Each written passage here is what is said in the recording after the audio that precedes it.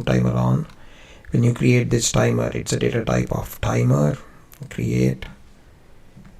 And once we created the timer, if we monitor the tag, that timer file has created a preset, which is a decimal style dint, and an accumulator, a .enable bit, .timer timing bit, and .done bit. The preset is the amount of time the timer should count up to, and the timers in Studio 5000 are of base 1 millisecond. So if we want this timer to time 10 seconds, we need to type 10 times 1000, which is 10,000, right? So what this does right now is this, once the input condition is on, the timer will start timing in milliseconds and go all the way to 10,000 milliseconds. And once the 10,000 milliseconds is reached, the timer sets the done flag. So we'll go ahead and, to simulate it, we'll go ahead and add a switch, like a selector switch.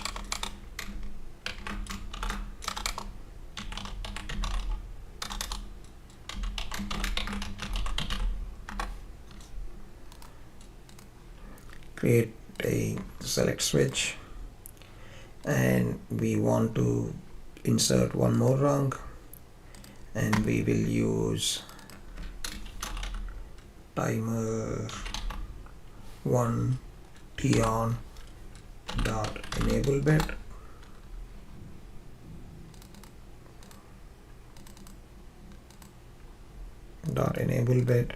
and when that dot enable bit is on, we will try to turn on light 1, which is green light. And then when we'll insert one more rung by selecting this, and this time we will use a timer 1 dot tt, timer timing bit, and when timer timing bit is on, we will use light 2, which is the yellow light, light 2 yellow, and we will add one more rung, and now we will use timer 1 dot done bit, and when this done bit is on, we will turn the light 3, which is a red light. Simple logic here. We'll go ahead and assemble all, finalize all edits. Yes. So right now, initially the timer 1 dot enable bit and done bit and timing bit are low. Now we will